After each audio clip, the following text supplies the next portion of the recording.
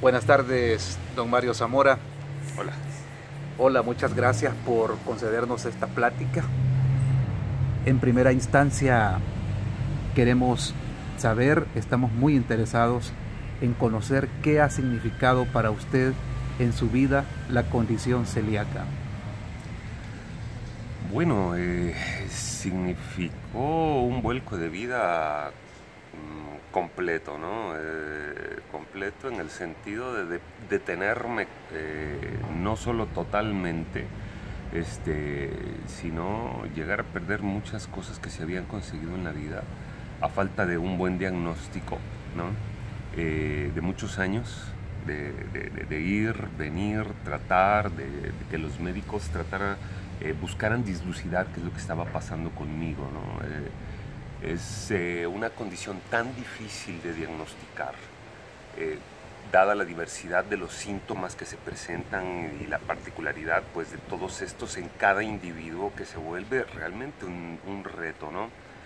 Y de repente aparece alguien ahí con osteoporosis a edad temprana. ¿Y cuál es el problema? ¿La osteoporosis? No, el problema no es la osteoporosis, el problema es que es celíaco, ¿no? Y desarrolla osteoporosis. De repente aparece ahí a otra persona que tiene un linfoma. ¿Y cuál es el problema? No, no es el linfoma. El problema realmente es que desarrolló enfermedad celíaca, y la enfermedad celíaca desarrolló un linfoma, o múltiples alergias, múltiples intolerancias.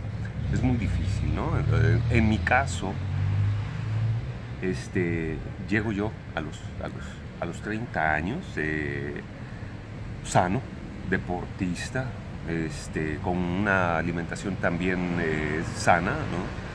Sin vicios de ningún tipo, y de repente empiezo a enfermar con procesos de pancreatitis, imagínense, ¿no?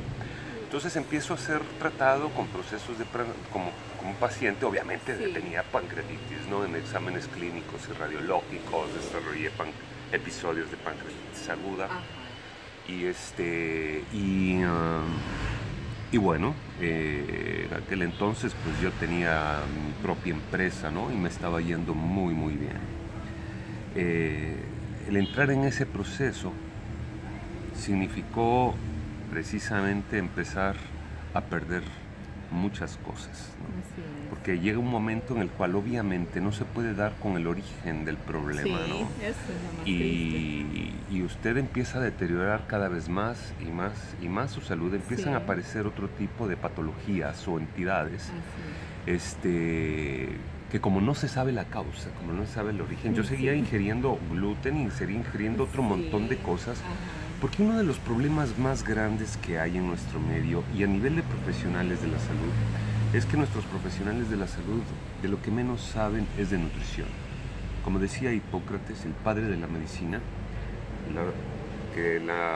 que tu medicina sea tu comida y tu comida sea tu medicina, ¿no? La salud empieza con los alimentos y termina con los alimentos. Correcto. Y la manera de cómo nosotros no solamente los combinamos y el tipo de alimentos que comemos, sino cómo los combinamos y cómo los ingerimos, Sí. ¿no? Entonces, pues yo seguía mi dieta, que supuestamente era Muy saludable. muy saludable, ¿no? Sí. Pan integral, dieta rica en glucosa, por ejemplo, con mucha fruta, pastas integrales, y cuestiones así por el estilo, ¿no? Sí. Además de la pancreatitis, de repente aparece hepatoesplenomegalia crónica idiopática. Eso es una hepatitis crónica que no se sabe el origen. Cuando los médicos le ponen a uno idiopático, es que se desconoce el origen. Pues una hepatitis asociada con una esplenomegalia, es la inflamación del vaso. Sí. ¿Verdad? Entonces Una inflamación total. Ella se llama hepatoesplenomegalia crónica idiopática. Ajá. Además de lo de la pancreatitis, los problemas inflamatorios de todo el tracto intestinal, con una degradación del epitelio intestinal enorme, ¿no? Entonces, el cuadro gástrico y el cuadro de absorción se va deteriorando. Sí.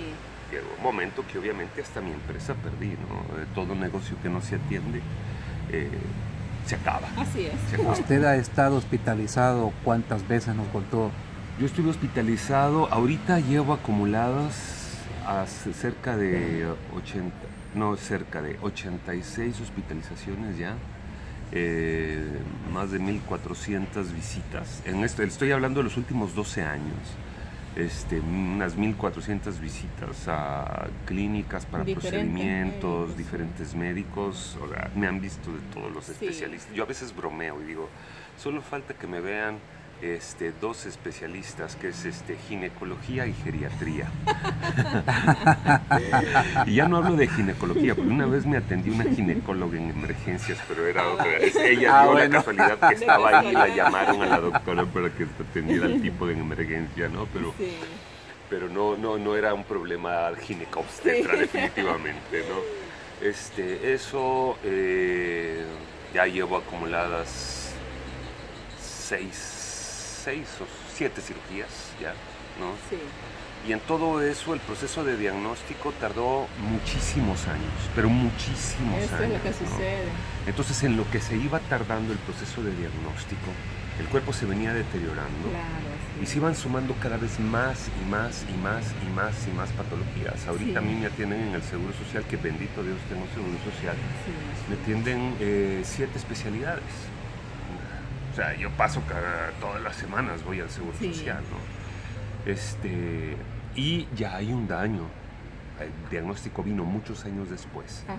Ya hay daños a nivel estructural de órganos y tejidos ya Sí. muy bien fundamentados, Así ¿no? es, lamentablemente. Lamentablemente. Entonces, por desconocimiento general, la gente no entiende qué es lo que es esto del gluten. Sí, no. Ajá. Cuesta. Y hablando de eso, para que lo volvamos traducible, digerible, para tanta gente que desconoce, ¿qué es el gluten y cuál es el efecto que produce en el cuerpo? Sí, el gluten es una molécula, ¿verdad?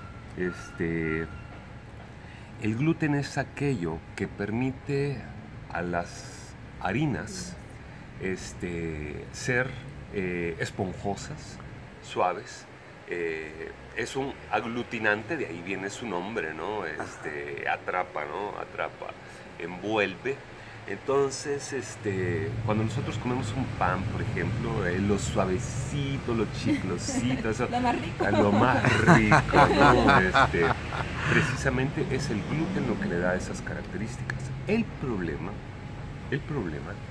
es que esta molécula del gluten, que está contenida en 4 cereales, que son el trigo, la avena, la cebada y el centeno. Y eso va por entrada de todos los productos derivados de estos 4 cereales, a los que nosotros llamamos como TAC: trigo, avena, cebada y centeno. Sí. Entonces, a los que les gusta la cerveza, lo siento, tiene gluten, porque normalmente se echa de cebada, ¿no? Sí. Entonces,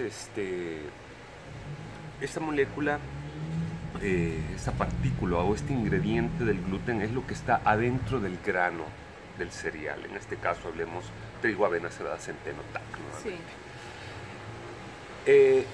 El gluten no solamente es un problema para los celíacos, es un problema para todo ser humano.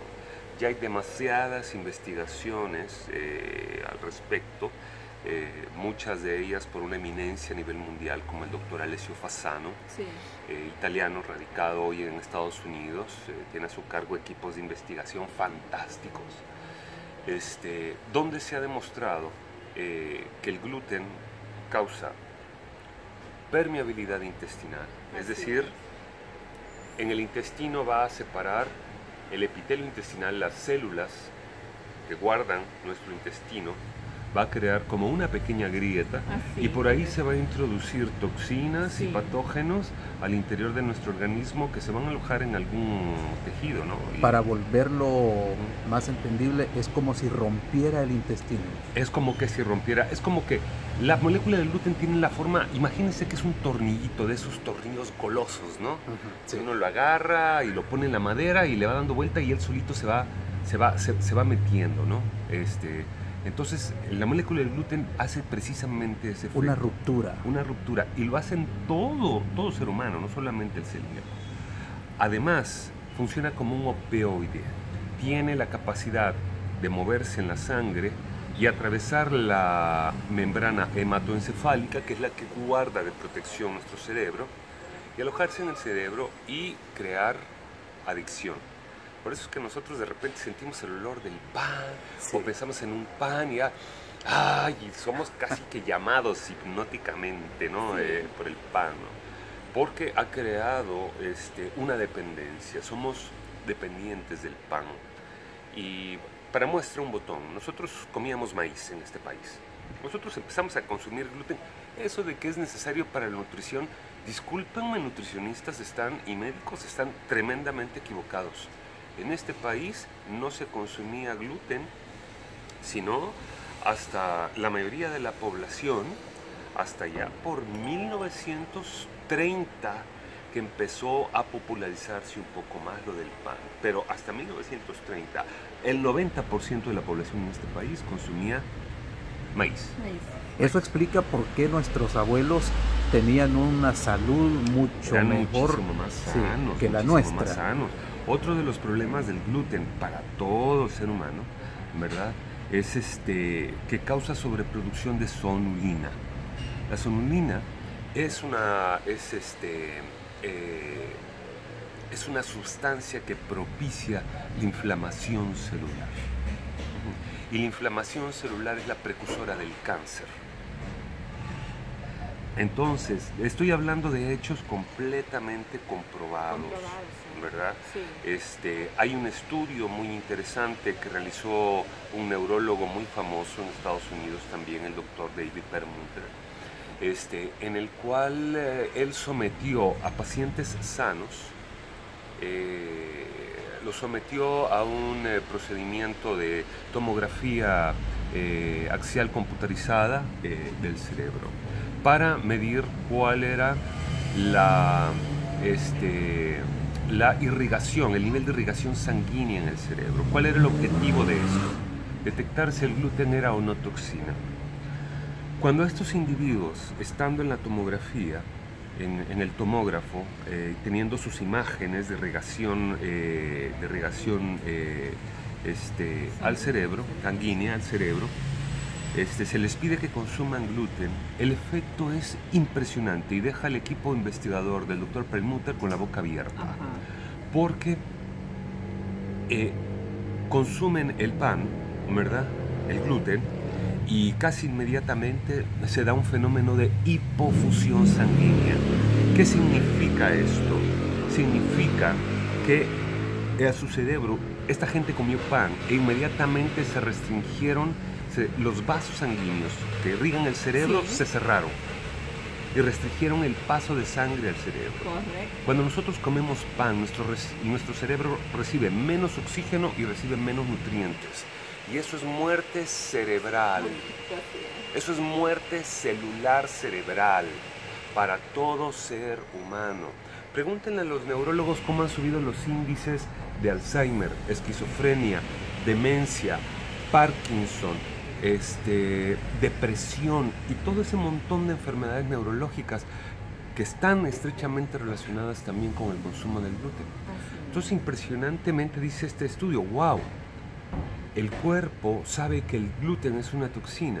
Y en cuanto esa gente probó el gluten, el cuerpo es como que gritara el cuerpo, me estoy envenenando. ¿Y qué es lo que hace? Cierro el suministro de sangre para evitar que mi cerebro se contamine con gluten. El cuerpo hace un esfuerzo último por tratar de que le llegue la menor cantidad de veneno que usted le está metiendo a su cuerpo.